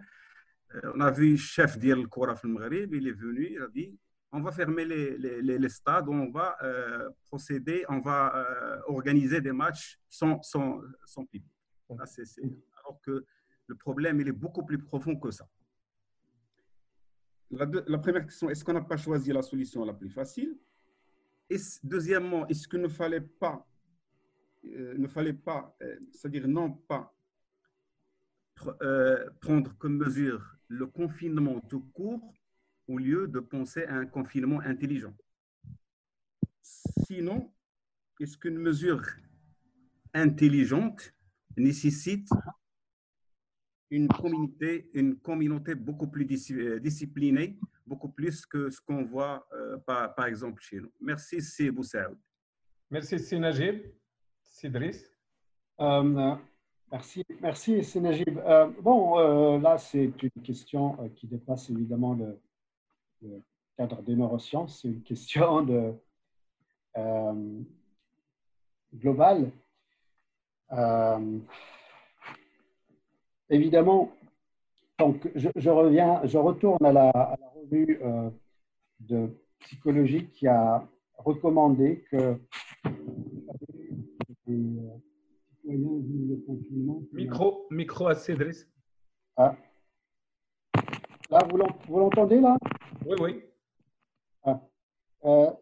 Qu'il fallait, sur un plan psychologique, que le confiné, que les citoyens vivent le confinement pas comme une restriction de leur liberté, mais comme un choix volontaire. Certains pays, effectivement, ont mieux géré que d'autres. Et il n'y a pas que la Suède, il y a aussi l'Allemagne qui a géré de manière où le confinement n'est pas obligatoire, il était consensuel. Je crois que le confinement comme solution ne s'est imposé que parce que le système de santé, pour le prendre en charge, n'était pas à la hauteur du challenge. C'est aussi simple que ça. C'est-à-dire que, je prends le cas de la France, si la France n'avait pas supprimé en 10 ans, en 10 années, il y a 70 000 lits d'hôpital qui ont disparu. Donc, la pandémie arrive. Le souci principal, c'est que les hôpitaux vont être débordés. Et donc, il faut confiner les gens. Donc, ce n'est pas, si on raisonne en termes de nombre de morts, de tout ça, c'est pas du tout un problème inquiétant. Beaucoup de gens ont donné des exemples de beaucoup de maladies, de beaucoup d'autres choses qui tuent. C'est là, le Covid-19 ne tue pas beaucoup. En France, ça tue 0,3%. Vous vous rendez compte, 0,3%. C'est pas beaucoup. Donc, on confine tout le pays, on bloque l'économie et maintenant, on va faire beaucoup de chômage, on va faire beaucoup de problèmes économiques, il va falloir en sortir. Et sortir, ça ne garantit pas non plus qu'on ne va pas rechuter. Donc, le confinement, c'est une décision qui, je pense, est lourde de conséquences et il va falloir que ceux qui l'ont décidé prennent leurs responsabilités après. OK. C'est le Hachimi, mon ami le Hachimi. Ça fait plaisir de te revoir. J'active ton micro, c'est Hachimi. Oula Abdelrahman. C'est Hachimi d'Agadir, la région d'Agadir. Allez-y. Fadla, c'est Rahim. مساء الخير. Ah oui. C'est bon, c'est bon. C'est bon. Oui. D'accord. Ah, vous m'entendez là? Oui. Bah, merci, Psel Idriss. Vous êtes une fierté pour le pays, vous êtes une fierté pour Spro, juste parce que vous travaillez sur le cerveau. Quelque chose de très compliqué, de très compliqué. C'est gentil. Bah, ma question, elle est simple. Est-ce que les neurones, c'est comme les muscles, quand ça travaille, c'est bien, que quand ça ne travaille pas, c'est l'atrophie. Donc, il y a des neurones qui dorment, il y a des neurones qui s'activent. Bah, je pense au profit de ce confinement pour lire, pour dessiner, pour réfléchir, pour méditer. Est-ce que le confinement n'est pas bénéfique aussi? Qu'est-ce que vous en pensez? Si. Merci, Maître. Merci beaucoup. Merci, c'est Rahim. On l'a dit tout à l'heure, a déjà mentionné le fait que le confinement a des effets négatifs. Bon, le problème avec le confinement et son aspect négatif, c'est qu'il est imposé. Si je choisis de me confiner pour me cultiver, lire, faire ce que je veux, c'est une autre affaire. C'est-à-dire que, mais là, dans ce cas-là, c'est Rahim, il faudrait que la personne se dise, je vais transformer le négatif en positif, je vais en profiter pour faire ça, pour me cultiver. C'est le moment, je voulais apprendre la musique, c'est maintenant que je vais l'apprendre. C'est le moment que je peux passer plus de temps avec ma famille, etc., etc. Donc, on peut effectivement rendre les choses un peu plus positives et les vivre positivement. C'est ce que font une grande partie des gens. Je pense que les gens sont en train aussi de profiter parce qu'il y en a qui ne voyaient pas beaucoup leurs enfants et que maintenant ils les voient beaucoup, peut-être un peu trop. Mais encore une fois, on ne l'a pas choisi. C'est ça le problème avec le confinement. C'est le fait de nous être imposé qui pose problème. Sinon, le confinement, en soi, il peut être bénéfique pour plein de choses. Très bien. Merci. C'est Aït Lehou, notre sociologue de Marrakech. Oui, c'est Abdelrazak. Tfadla, c'est Idriss. Bonjour, c'est Idriss Abou Saoud. Donc, salut tout le monde. Ahlan wa sahlan. Salam alaikum. Tabarakallah alaikum. Alors, donc, le sujet tient pour moi un lien étroit avec le développement personnel. Et en plein confinement, moi, le concept, ou bien la notion que je voudrais discuter, c'est la vulnérabilité neuro-émotionnelle. Parce que c'est quelque chose qui revient toujours dans les formations qu'on fait avec des gens en tant que consultants. Et puis, il y a aussi un chercheur, un jeune chercheur, un doctorant. Donc, il y a quelques jours, déjà, il a eu les premiers résultats de sa recherche qui se résument. Saïd, je suis désolé, je reviens vers toi. Alors, pour discuter la vulnérabilité neuro-émotionnelle, je reprends justement et je dois retourner sur la notion de personnalité. La personnalité, comme on l'enseigne à nos étudiants, c'est un tout, c'est une entité. Voilà, c'est une entité, donc c'est un système dynamique dans lequel interagissent les niveaux suivants, l'émotionnel affectif, le cognitif et le sensorimoteur. Ce qui m'importe dans le troisième niveau, c'est la sensorimotricité. Si on la divise en deux, je prends la sensorialité, c'est-à-dire les 5 sens. Pour moi, il y a un problème justement à la définition de la neurone. Il y a un problème quant à la définition de la personnalité et il y a un grand problème quant à la définition justement de ce qui est déterminant dans le comportement chez l'être humain. Déjà, il y a 3 siècles, Spinoza et Descartes, avant lui, disaient que justement, il faut séparer le je du moi. Le je qui représente le corps, le moi qui représente les images. Spinoza, donc, dans le même temps, il disait non, attention, il y a le je qui est le corps, justement, qui est lui-même le moi, c'est-à-dire les images. Je crois qu'au XXIe siècle, les psychologues, peut-être la neurolinguistique aussi, il s'est débouché sur quelque chose qui dit qu'il y a donc une synergie, il y a quelque chose qui lie le corps et le moi, c'est-à-dire le je et le moi. pour dire que la personnalité, finalement, ce n'est pas le cerveau, ce n'est pas le cœur, ce n'est pas le kibda, ce n'est rien du tout. La personnalité, c'est le corps tout entier. C'est le corps donc qui est déterminant. Parce que les neurones, ils sont dans mes cheveux, ils sont dans mon cerveau, comme ils sont dans la paume de mes mains, par exemple, grâce au toucher.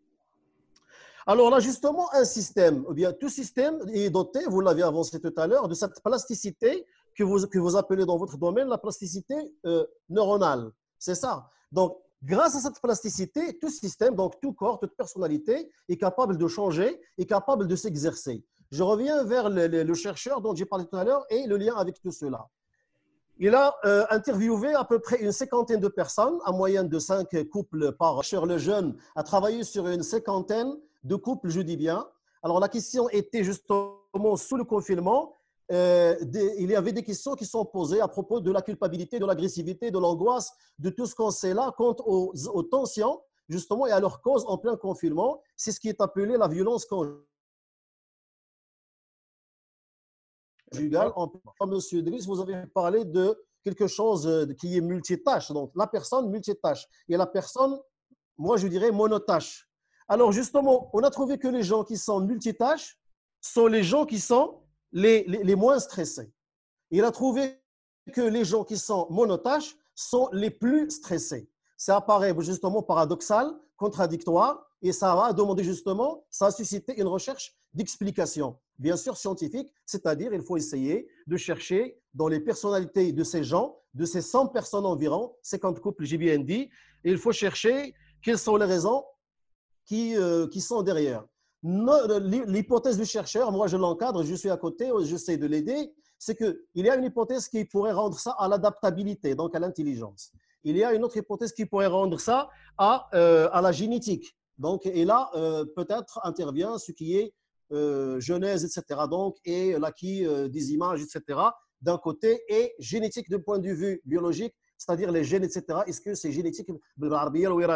Et peut-être autre chose que j'ignore. Je sollicite votre point de vue, professeur, et je vous remercie. Merci. Merci. Alors,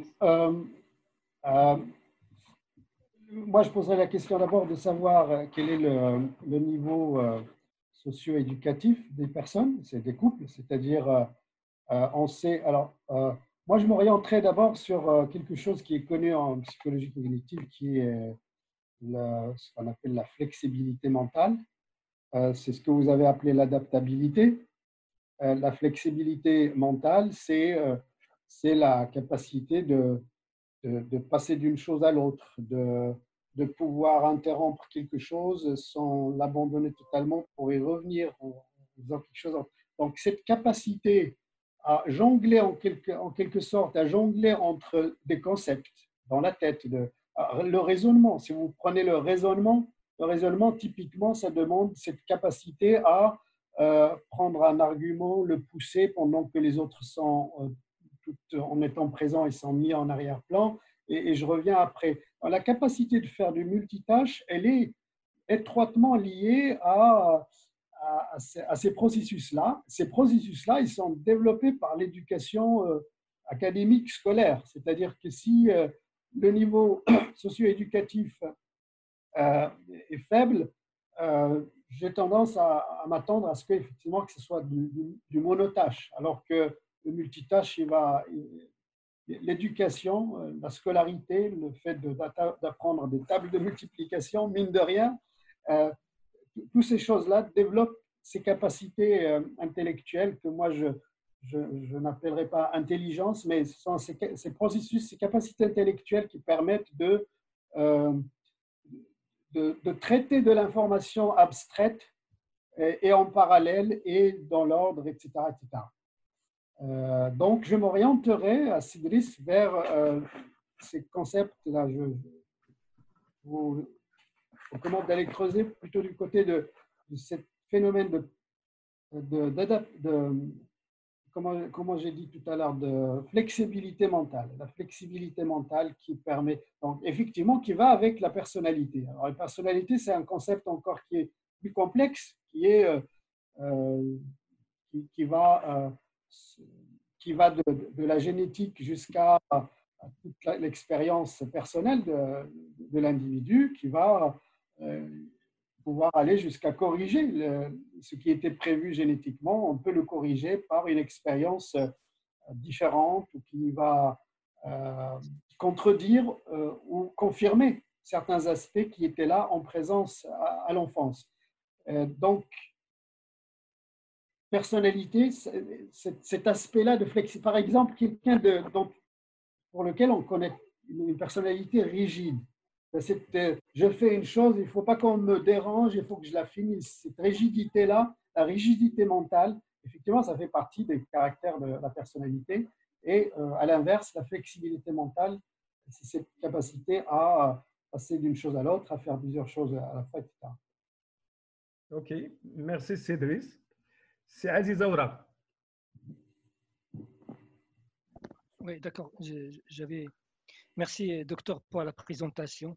C'était très intéressant. Moi, j'ai juste une petite remarque. J'avais lu l'article sur l'étude que vous avez fait sur les primates pour arriver à la conclusion des neurones sociales et asociales. Oui. Est-ce que pendant l'expérience, à chaque fois que le singe faisait une action positive, il a une récompense ou pas du tout? Parce que le but de ma question, c'est est-ce que les résultats ne seraient pas faussés s'il n'y avait pas de récompense? Merci pour votre réponse. Là, on rentre dans les aspects plus méthodologiques de l'expérience. Je vais vous les expliquer comme ça, vous saurez un petit peu sur ceux qui n'ont pas lu l'article. En gros, vous avez deux singes qui sont assis comme deux joueurs d'échecs. Ils sont face à face. Et puis, ils ont un écran tactile entre les deux qui est à plat et sur lequel ils peuvent pianoter, un peu comme sur un clavier. Et donc, on donne le jeu à un des singes. L'autre, il n'a pas accès au jeu. Donc, il y a une barrière qui va se mettre devant ses mains. Il ne peut pas y avoir accès. Donc, il y a un singe qui fait la tâche et l'autre, c'est l'observateur. Il observe. Il interfère en rien avec le déroulement de l'expérience. D'accord? Donc, il est juste observateur, il ne peut rien faire. Et donc, le singe qui fait la tâche, s'il réussit, il va recevoir une récompense. La récompense, c'est une électrovanne qui va se déclencher, qui va faire un bruit tac et qui va lâcher du jus de fruits dans la bouche de celui qui a fait la tâche.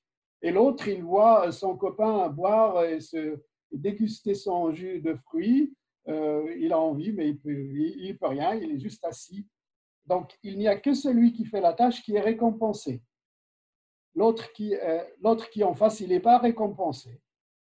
Parce que là, on va rentrer dans des phénomènes très compliqués qui ont été étudiés chez les singes. Si je suis récompensé comme fruit de mon travail, mes neurones dopaminergiques vont s'activer, je suis content, je suis récompensé. Et si maintenant le fruit de mon travail est partagé avec vous, si je fais quelque chose de correct, je reçois du jus de pomme, mais vous aussi vous recevez du jus de pomme, mes neurones dopaminergiques vont traiter l'information différemment. En quelque sorte, ils ne sont pas contents que vous bénéficiez de mon labeur et que vous en profitiez comme ça sans rien faire. Bon, donc, pour revenir à votre question, c'est Aziz,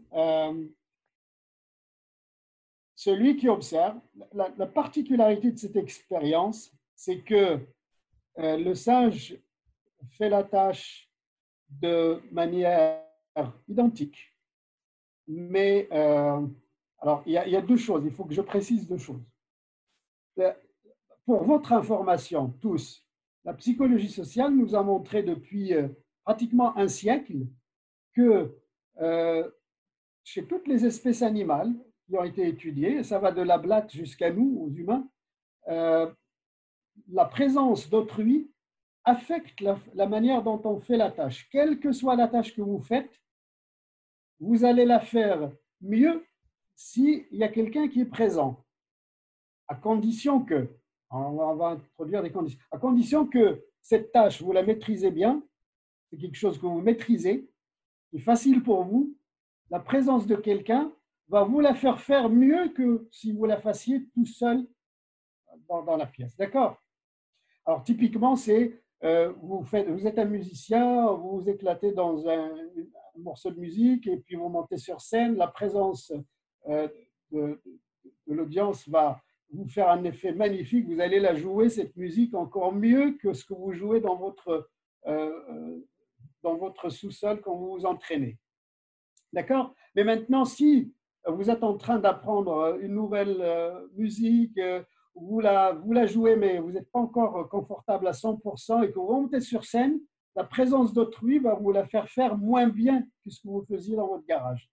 Donc, la présence d'autrui facilite la performance de quelque chose qu'on maîtrise, et la présence d'autrui altère la performance de quelque chose qu'on ne maîtrise pas bien. D'accord? Donc, nous, on s'est mis dans un scénario où le singe, il fait mieux la tâche, il apprend, il fait beaucoup mieux quand l'autre est présent. Et donc, et c'est dans ce contexte-là qu'on a trouvé qu'il y a des neurones qui traitent l'information dans la tête du singe qui fait la tâche, qui traitent l'information de manière différente, selon qu'il soit tout seul ou selon qu'il y a un autre congénère qui est présent.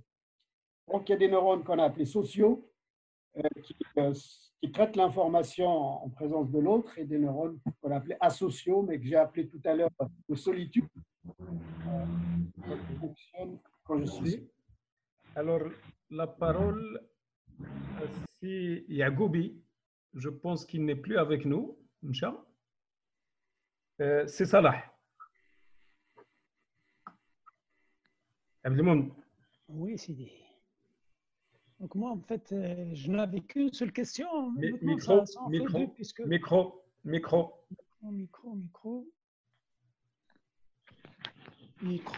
Ça va?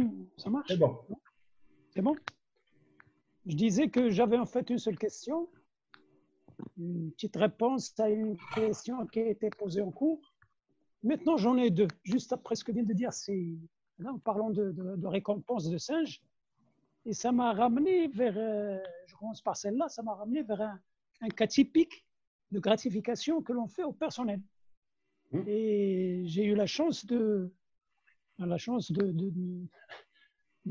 m'occuper d'un réseau de laboratoires d'analyse et je devais les noter à distance, à partir de certains critères. Mais avec la décentralisation, on nous a demandé de décentraliser la méthode le critère de notation. On a donné ça aux régions. Et une fois au niveau des régions, la personne qui s'occupait de noter les techniciens dans un même laboratoire, le premier essai, il leur a donné tous la même note, 20 sur 20.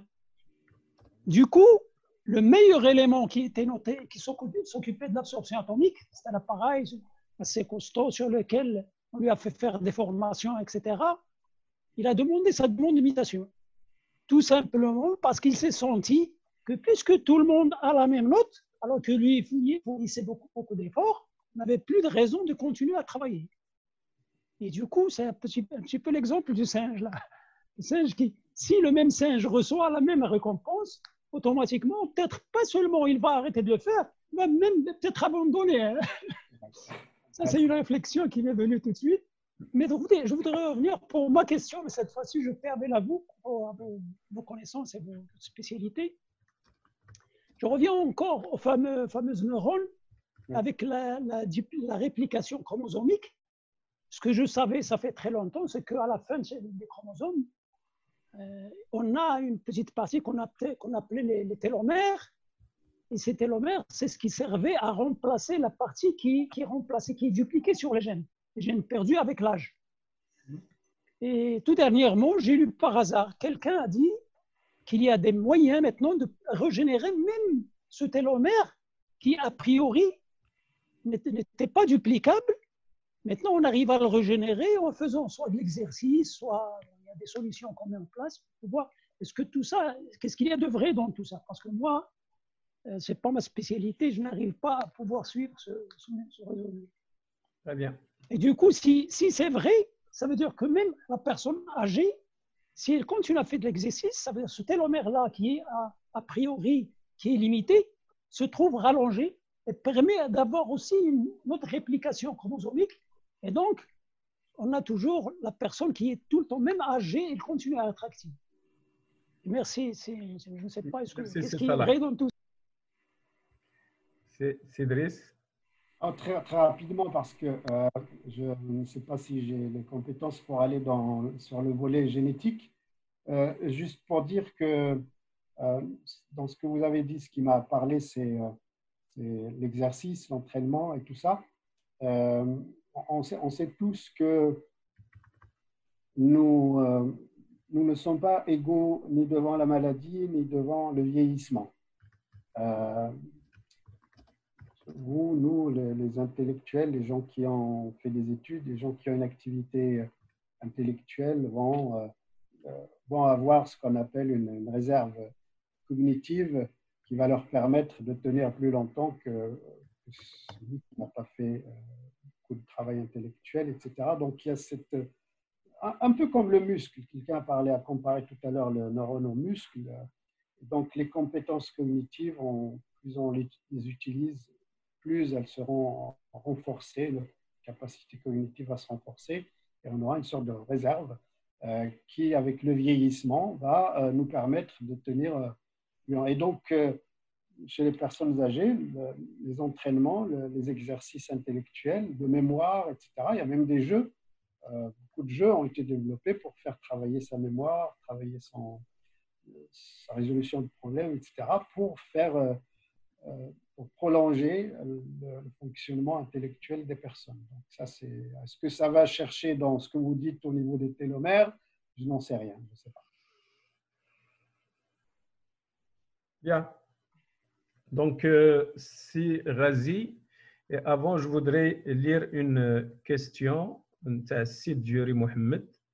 Je voudrais savoir si les chercheurs actuellement sont ouverts au monde énergétique et quantique pour étudier les relations humaines et à la conscience collective. Merci encore une fois, Idriss.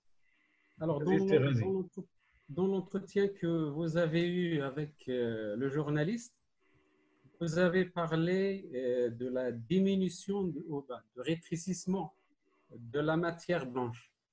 Oui.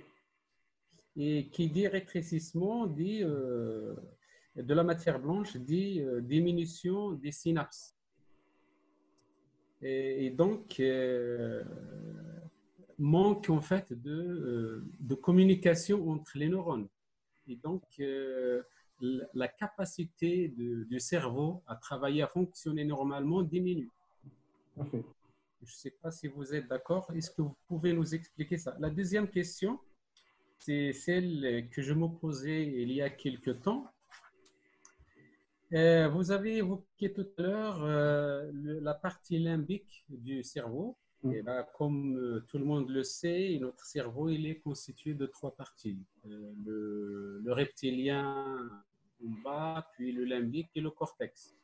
Et que chacune de ces parties assure des fonctions. Le reptilien, lui, il assure la défense du territoire et des pulsions pour défendre, en fait, pour se défendre face au danger. Alors, je me pose la question, dans le monde entier, il y a des voix qui s'élèvent pour retourner, en fait, au territoire. Et pour se protéger et développer une certaine défense. Est-ce qu'on peut faire un certain rapport entre le mode de fonctionnement du cerveau et cette attitude observée chez ces personnes? Merci beaucoup. Sur le premier point, oui, donc il y a rétrécissement de la matière blanche. Et dans la matière blanche passent les fibres des neurones qui permettent à des régions de communiquer entre elles. Et donc, vous imaginez bien que si les fibres qui permettent aux aires de communiquer se rétrécissent, donc la communication va souffrir, va diminuer, etc.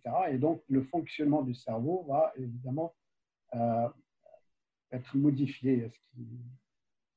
Va diminuer, on ne peut pas dire dans quel sens il va être modifié. Est-ce que ça va diminuer parce que la substance blanche a rétréci ou parce que les connexions dans le cerveau, la machine cérébrale, c'est quelque chose ce concept de hyperconnecté qui nous vient de l'informatique, qui est que les aires sont connectées par plusieurs voies. Et donc, si celle-là ne fonctionne pas, elle va peut-être laisser d'autres voies prendre le dessus et donc c'est tout le fonctionnement qui va se modifier. Pour la deuxième, un peu plus compliqué que ça. Le cerveau reptilien ne fait pas que le territoire. Hein. Il est chargé de tout le fonctionnement primitif et primordial et vital de l'organisme. Et donc, le territoire en fait partie, mais le comportement de reproduction en fait partie aussi, alimentaire. Donc, il y a beaucoup de comportements primitifs qui sont gérés par le cerveau reptilien. Et je ne donnerai pas ma main à couper sur le lien entre ça et la décision hautement politique qui est de revenir vers le territoire. Il est clair que la territorialité est quelque chose de très important dans l'épanouissement des personnes et des individus. On voit aujourd'hui qu'effectivement, on est arrivé à un niveau de mondialisation qui nous perd et qu'on accuse d'être responsable aussi de cette pandémie et de ce confinement. Mais est-ce que le retour au territoire va résoudre tous les problèmes? Avant, il y avait des pandémies aussi, mais il n'y avait pas la mondialisation. Il y a cet article qui a été écrit par cet auteur israélien. Je ne sais pas si vous avez vu son ouvrage qui est sorti il y a 1 an ou 2, Sapiens. Je ne sais pas si vous l'avez vu. Il a écrit un article dans... Ouais, il y a un article qui est sorti dans une tribune dans Le Monde. Par contre, je ne suis pas du tout d'accord avec sa tribune parce qu'il expliquait qu'effectivement, la mondialisation, c'est ce qui nous sauve et après la pandémie, il faut continuer. Que les pandémies ont existé avant. Donc, il faut un peu d'histoire pour justifier l'idée que ce n'est pas la mondialisation qui est responsable de ce qui nous arrive. Mais bon, elle est responsable de beaucoup de difficultés. Par exemple, moi, je suis issu d'un village du Moyen Atlas que j'ai quitté il y a presque 40 ans et je vois ce qu'il est devenu aujourd'hui. C'est-à-dire que toute cette autonomie, autosuffisance des gens qui vivent dans leur coin, elle a été directement attaquée par la mondialisation et le fait que des fruits, des légumes, le riz, les patates peuvent venir de n'importe où et que vous les avez à moins cher que de les cultiver et que les gens ont été totalement déstabilisés par ces phénomènes-là de mondialisation. Donc, oui, le retour au territoire sera probablement très bénéfique, pas en relation avec le cerveau reptilien, mais dans l'absolu. Ok. C'est Yacoubi. Désolé tout à l'heure, ما شفتكش اسمح لي بزاف. Donc je vous donne la parole. C'est Yacoubi de Taza. C'est Ahmed. C'est Ahmed, est-ce que vous êtes là?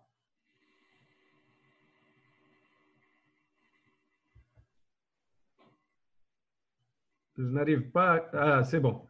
Allez-y. Je suis là. Professeur, une question d'ordre protocolaire, académique, au niveau de votre recherche. Quel est l'impact, la synergie qui devrait exister entre recherche académique, théorique, peut-être pratique même, avec les professionnels de l'éducation et de la formation pour permettre à l'école dans sa globalité, avec grand T, de se développer, de se remettre en question et d'insuffler une certaine dynamique comme le stipule la mouvance pédagogique, académique et le numérique également.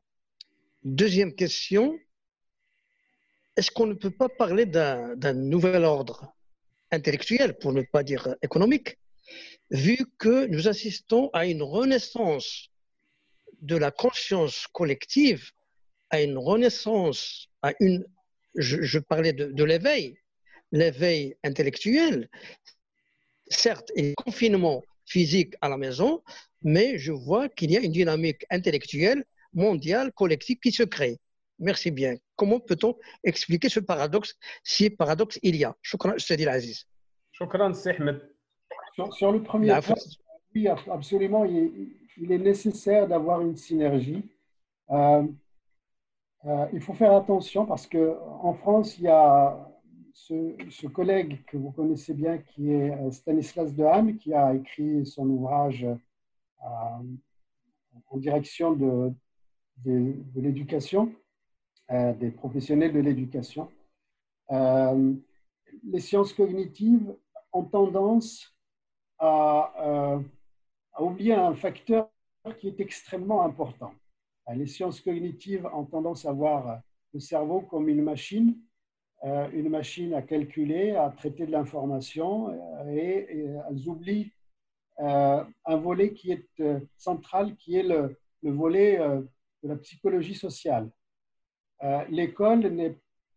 L'éducation n'est pas, elle ne traite pas, elle n'a pas affaire à des individus isolés. Elle s'occupe de classe, elle s'occupe d'un groupe, elle s'occupe d'un ensemble de cerveaux qui sont en interaction, elle s'occupe d'enfants, de jeunes, d'adolescents qui sont dans un contexte d'apprentissage. Et donc, tous ces phénomènes-là ne sont pas pris en charge aujourd'hui dans les thèses que défend Stanislas Dehaene, qui a écrit un bel ouvrage que j'ai lu et dont je me sers quand je fais des cours, pour amener un certain nombre de connaissances des neurosciences cognitives vers l'éducation. C'est très bénéfique de savoir, par exemple, comment fonctionnent les processus attentionnels, comment fonctionne la mémoire, comment fonctionne la motivation pour que je puisse motiver mes élèves, et comment je peux comment je peux enseigner en faisant attention à ces phénomènes-là qui viennent des neurosciences cognitives. Et donc, oui, une synergie est sans doute nécessaire et elle ne peut être que bénéfique. Sur le deuxième point que j'ai mal capté, est-ce que c'est Ahmed le deuxième point, c'est que nous assistons à un certain paradoxe. Oui. Pardon? Oui, j'ai l'impression, il me semble, c'est un point de vue personnel qui ne m'engage que moi, il me semble qu'on assiste à un paradoxe imprenable. Alors, il y a un confinement physique des personnes chez eux, mais au niveau international, il y a un éveil collectif intellectuel qui renaît. On peut parler d'une certaine renaissance ou bien un nouvel ordre, je dirais, intellectuel. Qu'est-ce que vous en dites? Oui, non, mais c'est un point de vue intéressant. C'est-à-dire qu'on découvre tout d'un coup qu'on est sur le même navire et que ce navire est en train de couler et qu'il peut couler. Il y a d'autres problématiques qui nous font prendre conscience de ça. C'est la problématique environnementale. Quand les écologistes nous parlent du réchauffement planétaire, du fait que dans un certain nombre d'années, la planète va être en danger, etc. On se sent concerné, mais c'est un peu lointain pour en prendre vraiment conscience et l'intégrer dans notre comportement quotidien. Il faudrait, il est absolument urgent qu'on s'en occupe.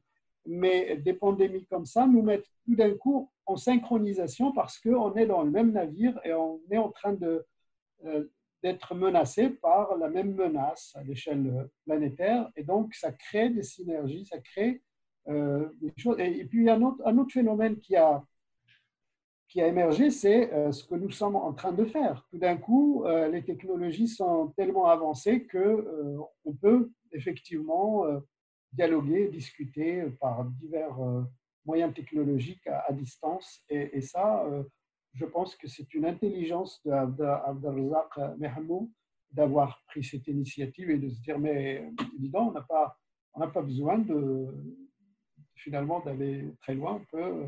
On peut faire quelque chose en étant confiné. Excellente idée, c'est Abdelzak. Je vous remercie, vous. C'est vous qui faisait à ce que ce débat réussisse. Anna, j'ai une petite question et éventuellement, ça va être l'avant-dernière ou là, parce qu'on est à 5 minutes de la fin. Le confinement, est-ce qu'il n'apporte pas un certain équilibre si on voit du côté environnement et nature? Parce que la nature a repris ses droits, sachant pertinemment que l'homme, avec un grand H, il a envahi cette nature. Avec le confinement, est-ce que ça ne va pas inciter les gens à reprendre ou à revoir les choses autrement avec le comportement qu'ils ont vis-à-vis de la nature? Merci, Cédric.